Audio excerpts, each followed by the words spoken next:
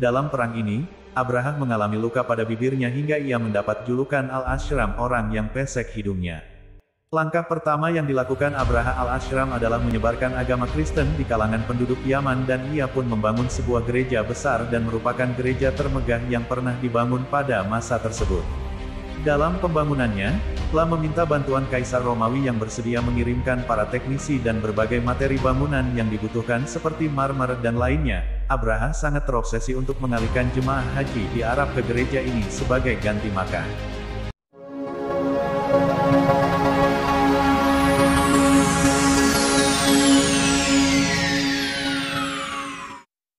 Para pakar geografi membagi Jazirah Arab berdasarkan karakternya menjadi 5 bagian, yaitu Tihamah, Al-Hijaz, Nejd, Yaman, dan Al-Arud, yang mencakup Al-Yamamah, Aman, dan Al-Bahrain. Pembagian daerah subur ini membentang di sepanjang pesisir semenanjung Arab secara umum. Di bagian barat daya, terdapat negara Yaman, yang oleh masyarakat kuno disebut Al-Ardek Al-Hadra, atau tanah yang subur menghijau. Di bagian selatan terdapat Hadramaut, yang pada masa lalu terkenal dengan dupa-dupanya. Sedangkan di bagian timur terdapat negara Al-Ahsa, yang subur di Teluk Arab. Di barat terdapat banyak tempat penggembalaan, adapun di tengah-tengah Jazirah Arab, maksudnya di Nejd dan Al-Yamamah, terdapat sebuah tanah yang cukup untuk memenuhi kebutuhan bangsa Arab berupa berbagai produk pertanian, seperti gandum dengan berbagai jenisnya, dan yang lainnya. Para pakar sejarah membagi bangsa Arab menjadi 2 bagian penting, yaitu Arab Baidah dan Arab Bakiyah. Pertama, Arab Baidah, mereka adalah bangsa Arab yang telah mengalami kepunahan, dan informasi tentang mereka telah terputus, sehingga tiada yang dapat mengenali mereka kecuali melalui kitab-kitab suci dan sastra Arab, seperti kisah tentang kaum Ad dan kaum Samud.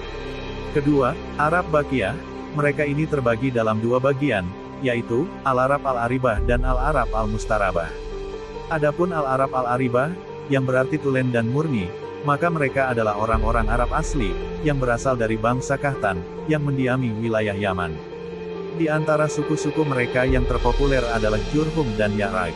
Dari Ya'raq ini terbentuk beberapa suku dan klan, dari 2 klan besar, yakni Kahlan dan Himyar.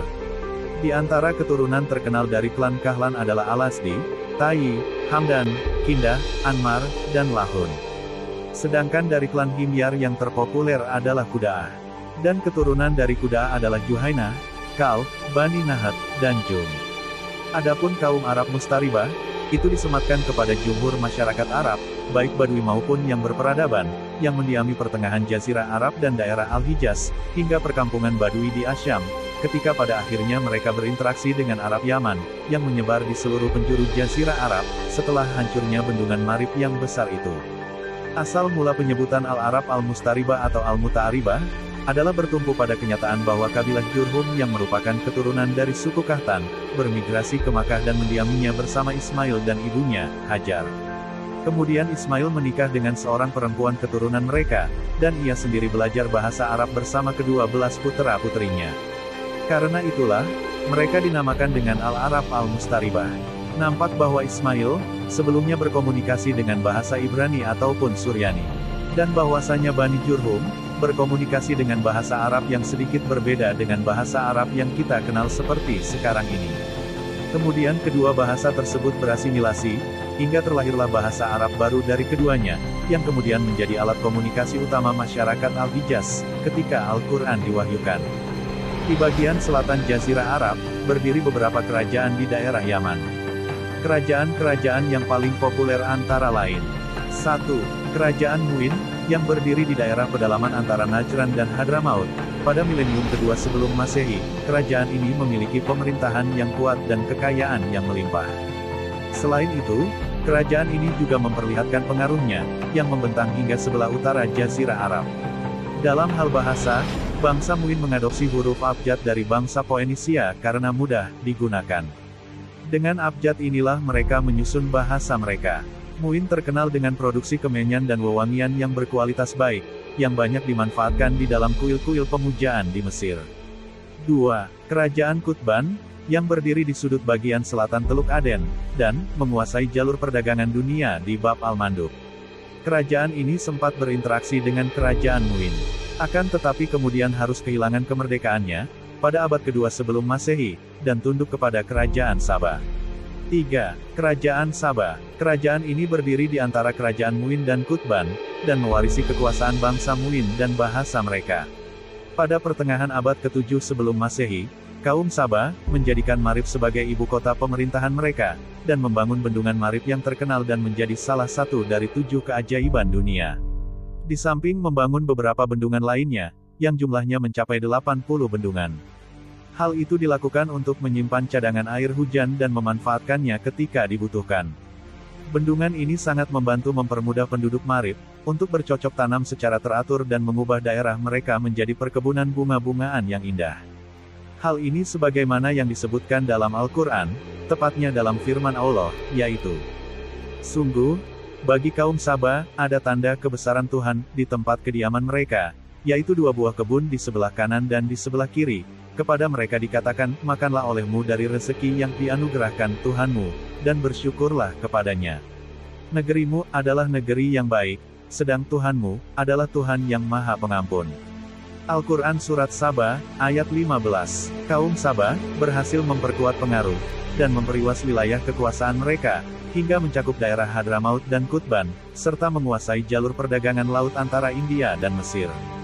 Mereka memiliki sebuah angkatan laut yang sampai mengarungi Laut Merah, dan kafilah-kafilah darat yang siap menembus gersangnya gurun pasir, ke Asia Syam dan Palestina, melalui Al-Hijaz untuk memindahkan komoditi-komoditi perniagaan, dan menghidupkan kegiatan perniagaan dengan negara-negara lain. Para pakar sejarah Arab bersepakat bahwa hancurnya bendungan Marib, merupakan faktor utama jatuhnya kerajaan Saba, dan menyebabkan para warganya tercerai-berai ke berbagai penjuru daerah di Jazirah Arab. Bani Ghassan memutuskan untuk bermigrasi ke Hauran, Bani Lakem bermigrasi ke Al-Hirah. Bangsa Ghassan menjadikan runtuhnya bendungan Marib atau Al-Arim, menurut bahasa kaum Saba, sebagai permulaan penulisan sejarah mereka. Al-Quran mengilustrasikan peristiwa ini, dan menyatakannya sebagai hukuman yang ditimpakan Allah terhadap penduduk Saba. Hal ini sebagaimana yang disebutkan dalam firman Allah sebagai berikut. "Tetapi mereka berpaling, maka kami kirim kepada mereka banjir yang besar, dan kami ganti kedua kebun mereka dengan 2 kebun yang ditumbuhi pohon-pohon, yang berbuah pahit, pohon ats dan sedikit pohon sider, bidara. Demikianlah kami memberi balasan kepada mereka karena kekafiran mereka. Dan kami tidak menjatuhkan azab, yang demikian itu, melainkan hanya kepada orang-orang yang sangat kafir." Saba, ayat 16-17. 4. Kerajaan Himyar. Kerajaan ini muncul sekitar abad 115 sebelum Masehi, terletak di antara Saba dan Laut Merah, dan mampu bertahan hingga lebih dari 6 abad lamanya. Pada awalnya, kerajaan ini menempati posisi kerajaan Qutban. Setelah itu berhasil menguasai Saba, dan menjadikan Raidan, yang sekarang bernama Dhafar, sebagai pusat pemerintahan mereka.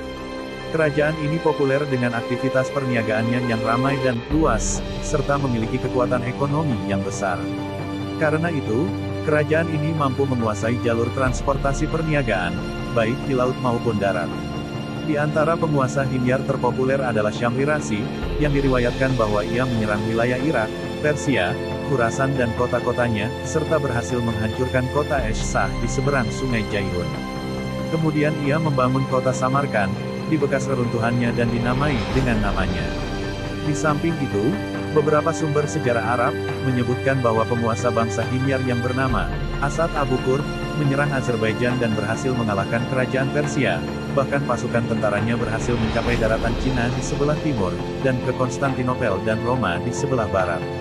Penguasa terakhir kerajaan Himyar adalah Yusuf Zunnuwas al-Himyari, yang pada awalnya memeluk agama Kristen, kemudian masuk Yahudi pada akhir hayatnya, serta melakukan pembantaian yang keji terhadap pemeluk Kristen dengan cara membinasakan orang-orang Nasrani tersebut di parit. Sebuah parit yang disediakan untuk membakar mereka.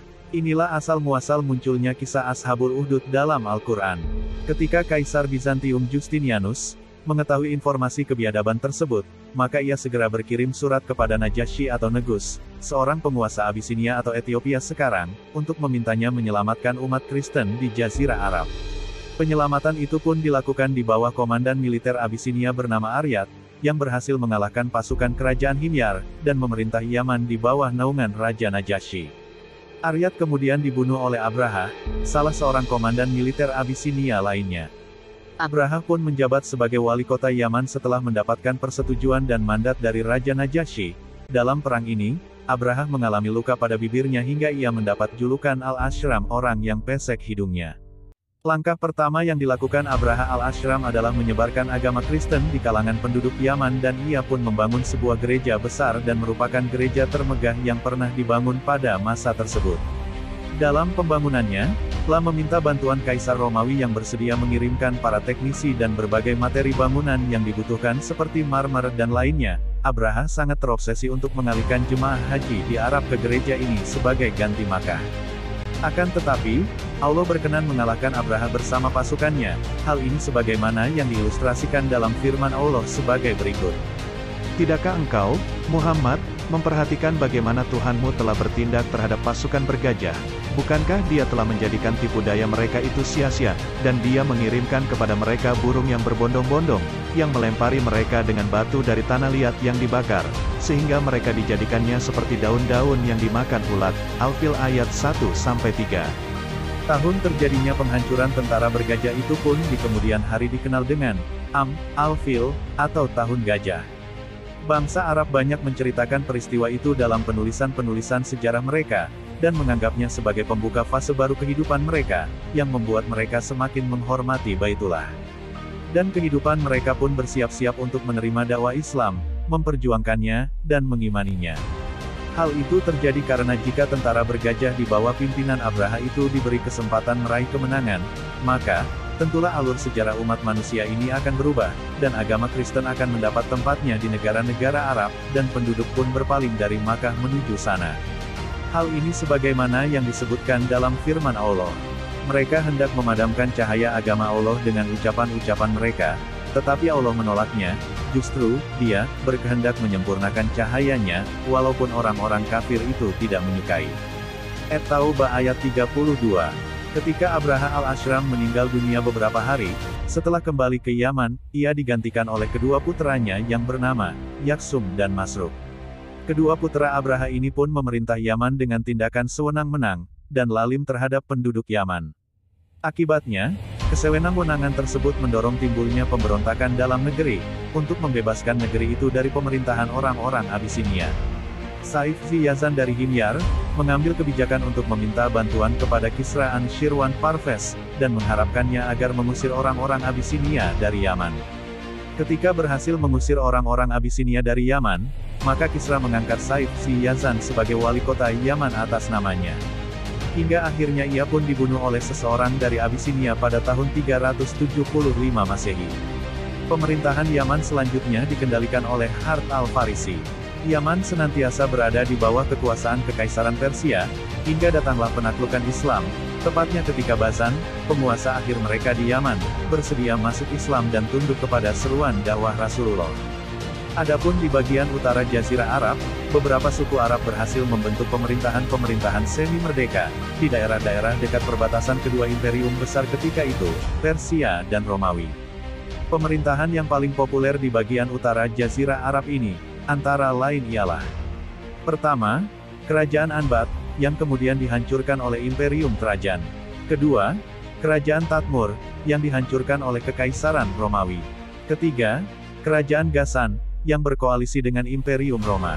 Dan yang keempat, Kerajaan Hira, yang berkoalisi dengan Kekaisaran Persia. Jazirah Arab belum bisa dikatakan sebagai pemerintahan Arab, sebelum berdirinya pemerintahan Islam. Yang ada hanyalah beberapa komunitas masyarakat yang kuat. Sedangkan Makkah dan Yasrib saat itu, merupakan beberapa di antara kota-kota di Al-Hijaz yang paling populer, mampu menjaga independensinya sejak masa lampau. Sehingga para penguasa yang berusaha menaklukkannya, tidak bisa berbuat banyak. Akibatnya, dalam diri penduduk Al-Hijaz tersimpan karakter luar biasa, hingga menjadikan mereka sebagai simbol keberanian, kedermawanan, kemuliaan, kehormatan, dan orisinalitas kebangsaan. Kesibukan kaum Quraisy dalam berniaga, mampu memperkaya dan memperluas ilmu pengetahuan mereka, serta memberikan kesempatan kepada mereka untuk berinteraksi dengan berbagai bangsa yang beragam, dan mempelajari berbagai keberhasilan peradaban dunia di sekitarnya. Di samping itu, mereka juga berinteraksi dengan bangsa-bangsa asing yang berkomunikasi dengan berbagai bahasa yang berbeda dengan bahasa mereka. Situasi dan kondisi semacam itu, telah mendorong mereka untuk mempelajarinya.